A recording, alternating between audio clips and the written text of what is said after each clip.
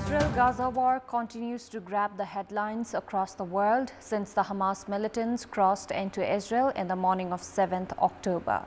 The Palestinian death toll has climbed to over 3,400 as a further 13,000 have been injured. In the meantime, US President Joe Biden has arrived in Israel, but his visit has been overshadowed by blasts in Gaza hospital, which he has attributed to some other teams. Good evening, I'm Sarah Chitrakar and these are the headlines of the hour. The 18 Nepalese repatriated from Israel get in contact with their families. Government effort underway to bring home the bodies of 5 out of 10 Nepalese killed in Hamas attack by tomorrow. Border regions crowded due to increasing movements for Dasai festival. Over 10,000 return from the western borders on a daily basis. US President Joe Biden arrives Israel, pledges US support to Prime Minister Benjamin Netanyahu. Almost 3,450 Palestinians killed in Israeli attacks on Gaza so far. And Nepal kicks off Tri-Nation T20I series with a 7-wicket win over UAE to play against Hong Kong tomorrow. 7 out of the 18 Nepali nationals who had arrived Nepal from war-torn Israel early morning today via Gadda Chowki transit have headed towards their respective homes from Mahendranagar. They had arrived Delhi last night on Indian government's rescue flight. Nanda Singh Pun of Tikapur Kailali, Rajkumar Manandhar of Likhu Nuakot, Dilkumari Adhikari of Misdi Palpa, Mamata Thapa of Lalitpur, Nishchal Singh of Ulabari, Shweta Gurung of Arukharka Syangja and Lakshmi Dulal of Kathmandu had headed towards their respective homes from Mahendranagar earlier today. Superintendent of Kanchanpur Police Kamal Thapa confirmed that the 7 nationals have been sent to their homes. Thapa said that Nanda Singh Pun and Nishchal Singh have been sent home on a bus of Mahakali Yatayat Company. Police have said that the other 5 individuals had been sent to Kathmandu via Dhangadi Airport. The Nepalese embassy in Delhi had arranged vehicle to bring them home. Meanwhile, 11 Nepali nationals had arrived Kathmandu on a flight from Delhi. The government began rescuing Nepali nationals in Israel following the attack by Palestinian militants Hamas on 7th of October. Prior to this, the government had rescued 254 Nepali nationals from Israel on a chartered flight. Around 5,000 Nepali caregivers and students had reached Israel. Out of them, 503 individuals had expressed a desire to return home following government's call for application for the same. 272 nationals have returned home so far. The Nepalese embassy in Tel Aviv has already received 5 out of 10 Nepali students killed in the attack by Hamas militants. According to the Ministry of Foreign Affairs, preparations have been made to repatriate the bodies by tomorrow. The ministry has further added that the bodies will be taken to their respective families on Nepal Army helicopters. Meanwhile, Nepalese ambassador to Israel, Kanta Rijal, has said that all mechanisms had been active in searching for the missing Nepali national Bipin Joshi. Speaking during Kantipur Television's weekly program Tough Talk, Ambassador Rijal said that search is on for Bipin with the help of Israeli government mechanism. Koshi Province Chief Minister Kedar Karki has cleared his floor test, receiving 86 votes in his favor out of the 93-member Provincial Assembly. Karki received the votes from 39 CPN-UML Provincial Assembly members, 29 from Nepali Congress, 13 from CPN Maoist Centre, 4 from CPN Unified Socialist and 1 from Janata Samajwadi Party. 5 members from Rashtriya Prajatantra Party voted against him, 1 remained absent.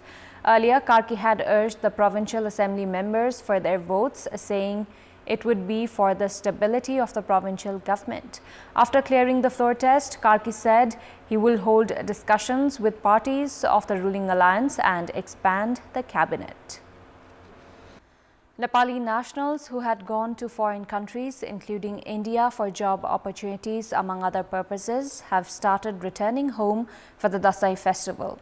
District administrations of border districts have made security arrangements and set up help desk to ensure ease of movement. Massive crowds can be witnessed in Gadda Chowki, Gaurifanta and Jamunaha transits.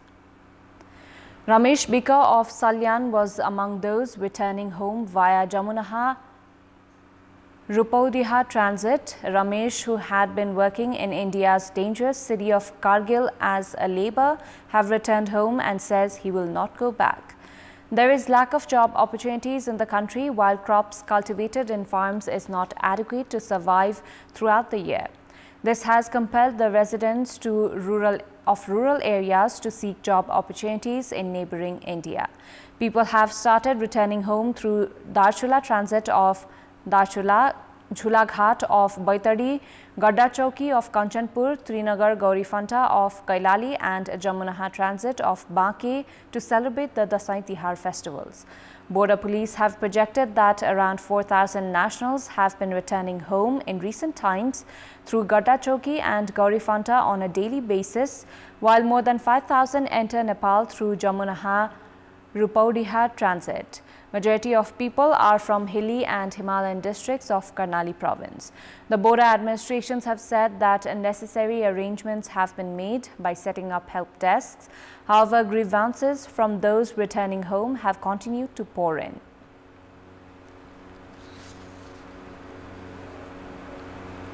Time now for our segment, Public Pulse, where you text us with your opinion. Public Pulse. Before that, let's take a look at the result from yesterday's poll. Yesterday, we had asked you, why has the national economy failed to gain momentum despite improvements in external indicators? 21% voted for A, problems in policy, 44% for B, lack of capacity to spend, and 35% for C, lack of domestic production. And here's today's question. What should be done to ease movements at the bordering regions during festival? Your options are A, establish a well-managed support unit, B, monitor security, and C, manage transportation services. Voting is on. Type any WS, select your option A, B or C and send it to 34001 to share your opinion with us. In our Public Voice segment, today we have asked people in several provinces what should be done to ensure regular monitoring of the market and its effectiveness. Let's take a look at what they had to say.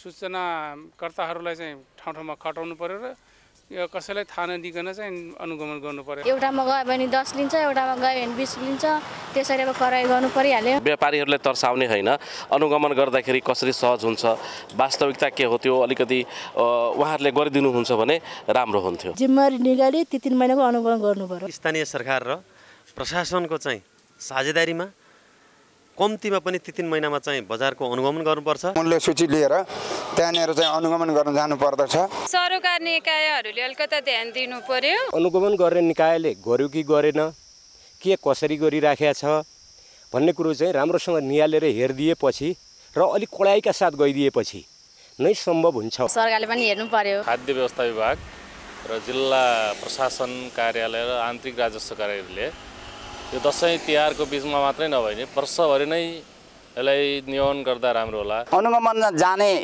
को पनि इमानदारी हुनुपर्छ। स्थानीय प्रशासन र स्वच्छ खाद्य प्रविधिको दुवै टिम समन्वयमा काम गर्यो भने यसलाई हामी राम्रो ढंगले प्रभावकारी गर्न सक्छौं। महिनामा नै हाम्रो सबै अनुगमन भयो भने एकदम राम्रो हुन्छ। पसलहरूले थाहा पाउनु भएन एउटा कुरा र छड्केको रूपमा जानु पर्यो। राजनीति दबावमा छाड्ने, दबाव नहुँदाखेरि लु गर्ने भन्दा यसो गरे जस्तो गर्ने, त्यो मात्रै अहिले भइरहेको छ।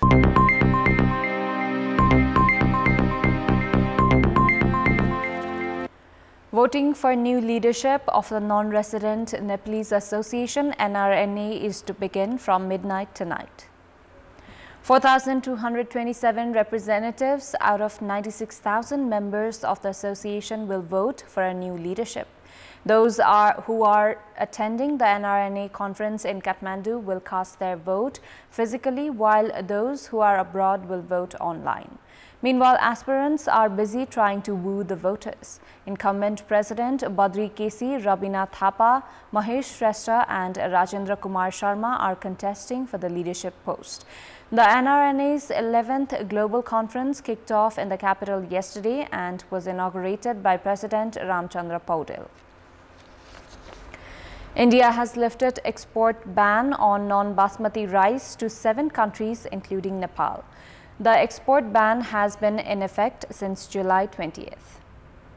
The Department of Commerce, India, issued a notice today based on which India will export 95,000 tons of non-basmati to Nepal. The government of Nepal, through the Nepalese embassy in New Delhi, had been urging the Indian government to export 100,000 tons of non-basmati rice.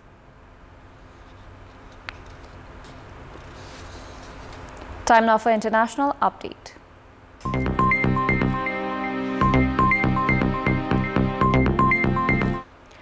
US President Joe Biden has arrived in Israel on an extraordinary high-stakes trip as the region is gripped by violence in the aftermath of Hamas's attacks and Israel's subsequent response.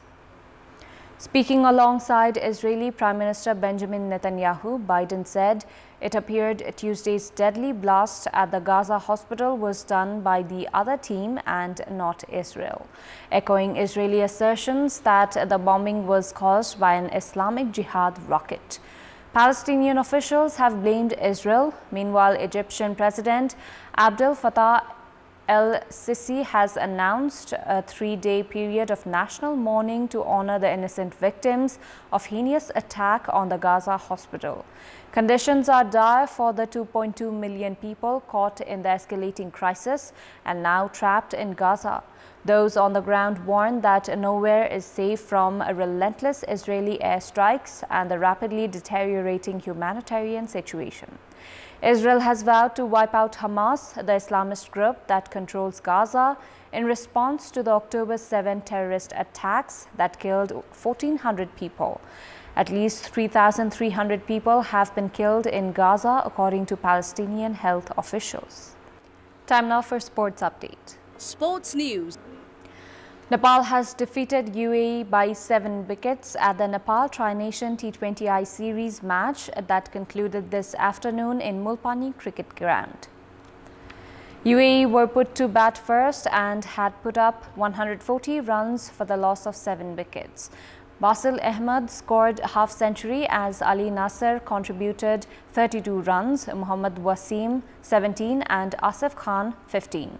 None of the other batters scored in double-digit. Karan Kesi was the pick of the Nepali bowlers, grabbing 3 wickets. Gulshan Jha claimed 2 wickets, in fact 2, while Sampal Kami and Abinash Bohra took 1 wicket each. Chasing 141 runs for victory, Nepal scored 144 runs in 18.5 overs, losing 3 wickets. Skipper Rohit Paudel remained not out, scoring half-century. Dipendra Singh Aire contributed 34 runs, Asif Sheikh 23, Kushal Bhurtel 14 and Kushal Malla 11 runs. Nilansh Keshwani and Ali Nasser claimed a wicket each for UAE. Nepal is to play against Hong Kong tomorrow at 11 a.m. That's all for the moment. Thank you for watching. Good night.